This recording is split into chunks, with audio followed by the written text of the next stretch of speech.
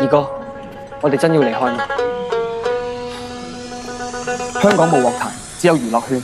我唔想喺度浪費時間。放心吧，我哋會還你哋。家聚，由於第一張專輯超越銷量低迷，所以公司決定樂隊每週多加3場綜藝，增加曝光率。我哋而家只有週末重有時間練歌，再加3場綜藝，腦仲有時間排練。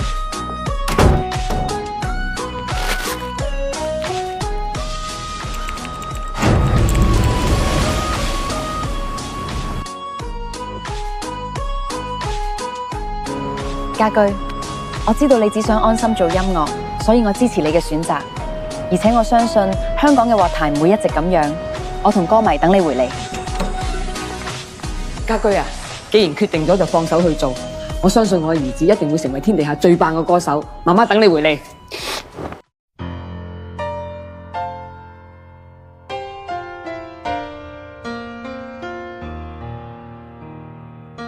我可以被打倒，但絕不會放棄理想。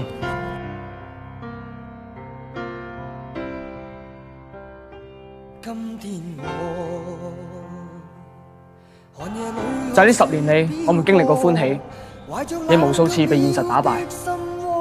不管將來仲有多少人能記得我哋，我只想告訴他們，在 Beyond 樂隊嘅字典裏，可以跌倒，但絕不會放棄。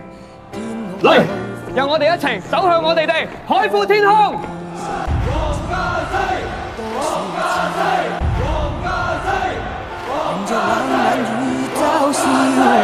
從沒有放棄過心中的理想，一剎那彷彿若有所失的感覺，不知不覺已變淡心裏愛。誰明白我？原諒我這一生不羈放縱愛自由，也會怕有一天會跌倒。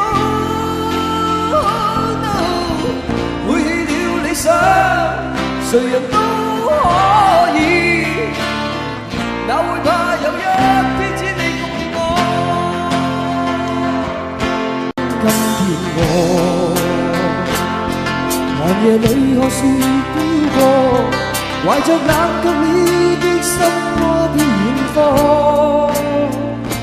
風雨裏追過，霧裏分不清影蹤。天空海闊，你我可會變？原諒我這一生不羈放縱愛自由，也會怕有一天會跌倒，背棄了理想，誰人都可以，也會怕有一天只你共我。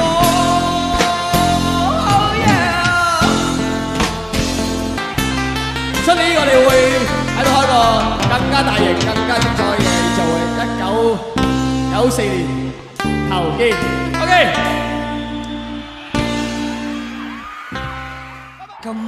今朝一早就有大批 Beyond 嘅歌迷喺香港殯儀館門外排隊等候進入靈堂悼念佢哋嘅偶像。儀式喺8點鐘開始，歌迷都好守秩序，分批進入靈堂。黃家駒嘅靈柩喺中午12點由 Beyond 其他成員同埋黃家駒嘅生前友好扶出靈堂，佢嘅家人都顯得好哀傷。而喺殯儀館門外一直守候嘅幾千歌迷喺靈車駛出殯儀館嘅時候，部分突然激動起嚟，衝出馬路撲向靈車，場面一度混亂。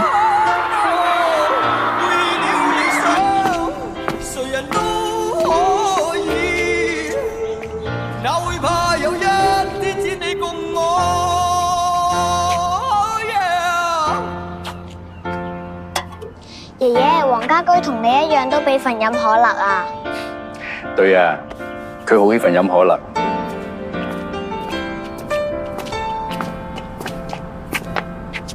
爺爺，如果黃家傑知道而家有咁多人想念佢，佢會唔會好開心？